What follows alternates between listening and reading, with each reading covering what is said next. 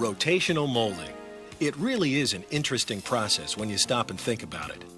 We get used to it after a while, and sometimes we forget how many useful products we can make and how well we can make them. The process in theory is pretty straightforward. We take some plastic, pour it into a mold, run the mold through an oven, cool it down, open it up, and out pops a finished product. And along the way in the process are key points an operator can control. Controlling the process well is the basis of good manufacturing practices, or GMPs, which is what this program is all about, making a better product for our customers. During this program, we'll focus on what makes good manufacturing practices. You'll use this videotape along with a workbook to reinforce concepts. Make sure you have your workbook handy. If you don't have the workbook, stop the videotape and get one now. Let's get back to talking about our customers. We already know they prefer rotational molding, a flexible, reliable way to get the parts they need. They depend on us for quality parts in sizes and shapes that aren't readily available through the use of other methods. And they know we can work with short lead time requirements. Because of our unique capabilities, the rotational molding industry is growing very fast.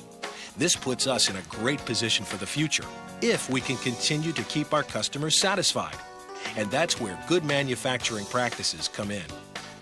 You see, unlike many industries where machines do the work and people watch, rotational molding places a lot of the responsibility for good manufacturing practices on the individual operator. This means it's up to you to treat each piece you make as if it were the first. If you don't, parts can quickly become nothing but scrap. It's really that simple. Quality workmanship matters to you, to the company, and the industry as a whole. And what does good workmanship mean? Well, we surveyed the members of our industry to find out what they thought good manufacturing practices are. Here's the list they gave us. Follow applicable safety policies and procedures very closely. Ensure proper material and color selection. Ensure proper weighing. Ensure proper venting. Apply mold release properly. Provide parting line protection. Reduce contamination. So, how do we take the steps that will give our customers what they want? Well, let's take an overall look at our jobs and how and why we do things the way we do. Here's a typical rotational molding cycle.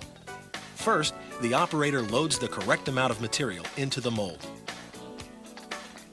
Then, slow rotation distributes the plastic around the mold. As heat is added, the plastic begins to lie down on the mold surface. Now, water and air help cool the part, hardening the plastic and preparing it for removal from the mold. When the mold has been cooled properly, the part is removed.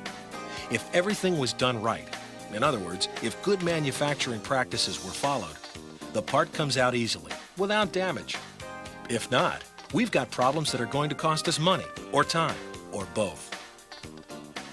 Clearly, the care we take when we do our jobs impacts the quality of the parts we produce. And quality parts translate into higher sales. Higher sales mean more financial security for everybody. Okay, now let's look again at the specific good manufacturing practices, or GMPs, that must guide us. Follow applicable safety policies and procedures very closely. Ensure proper material and color selection. Ensure proper weighing. Ensure proper venting. Apply mold release properly. Provide parting line protection. Reduce contamination. Let's look at the first item on the list, safety. To borrow a phrase from Detroit, safety is job number one. Always take any steps necessary to avoid injury to you or others. Follow applicable safety precautions. This includes, among other things, the use of hard hats, proper footwear, gloves, lifting belt, eye protection, hearing protection, and respiratory protection as needed. The most important feature on any piece of equipment is the emergency stop button.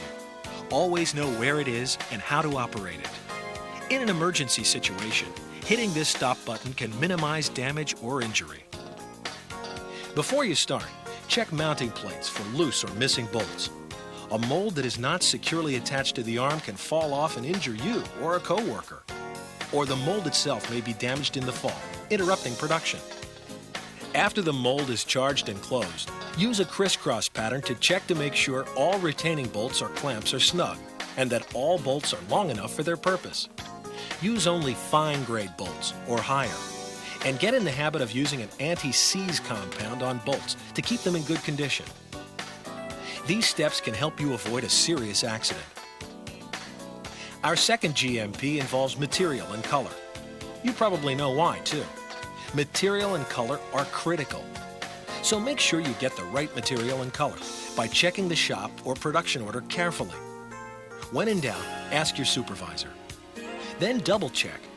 Are you using the right material? Is it polyethylene, nylon, or vinyl?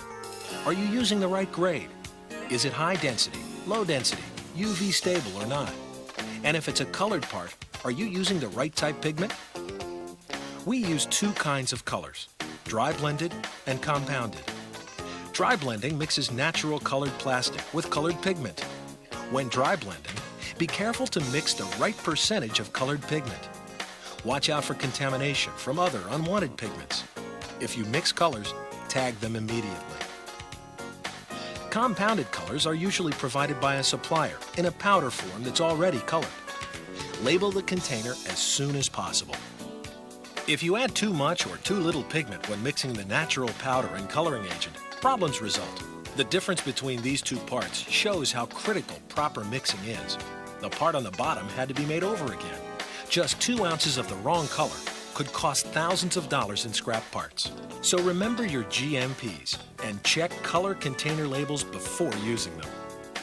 You can assure quality by using a signed-off customer sample as a reference. Sometimes you'll need to consult a sample chip at your machine. And remember to get first part approval from your supervisor for each new box of material. Now, so far we've talked about the rotational molding process and the GMPs that we need to follow for doing our jobs. We've talked about 2 of these GMPs, safety and material and color. Now it's time to use your workbook. At this point, stop the videotape and turn to the workbook pages for this segment of the program. When you've finished the workbook pages, return to the videotape.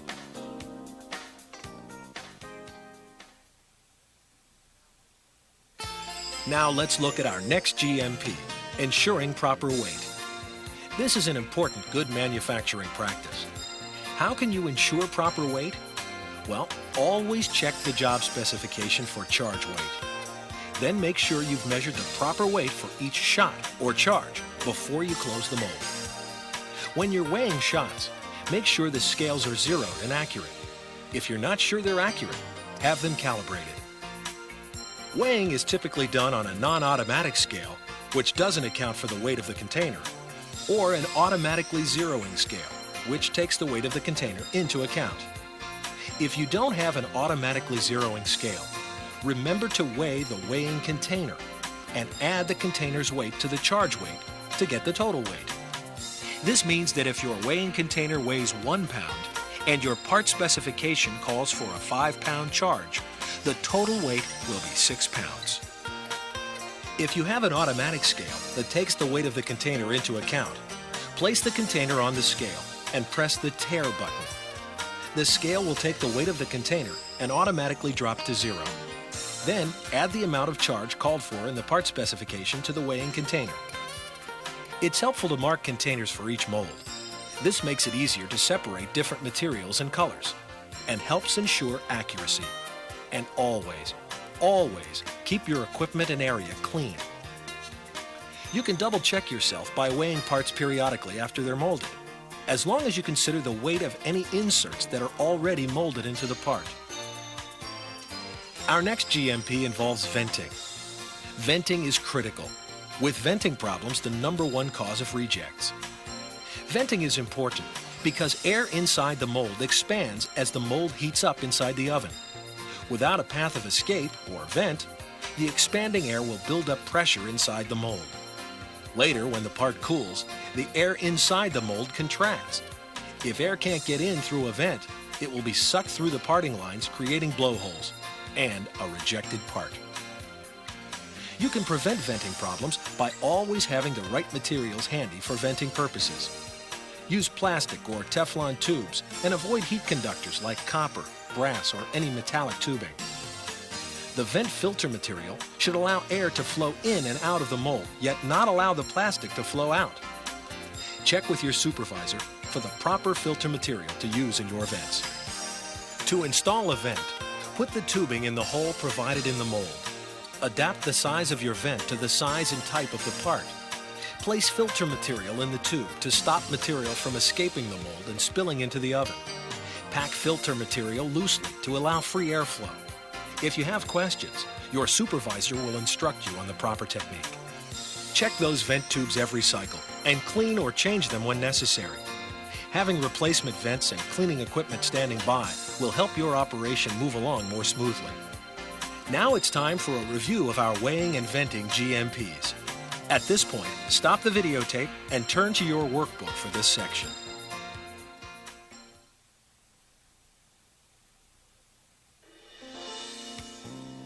Now let's talk about our next good manufacturing practice, which involves applying mold release properly.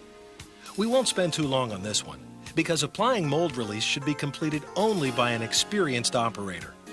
But as a new operator, you should learn to observe the effects of improper mold release application so you'll recognize them if they occur. Here's what happens with too much mold release. It causes excessive warpage or pitting.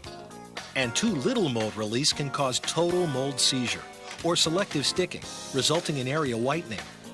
In either case, report problems to your supervisor immediately so they can be resolved quickly.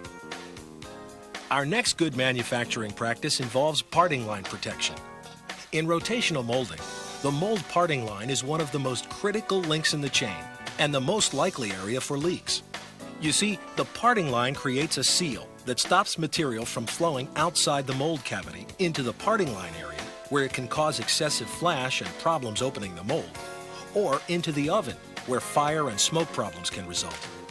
This is why the parting line must be kept clean and tightly shut. The best defense against problems at the parting line is to keep material from getting into the area and building up. You can avoid this by using mold release or Teflon on parting lines, as well as inside molds.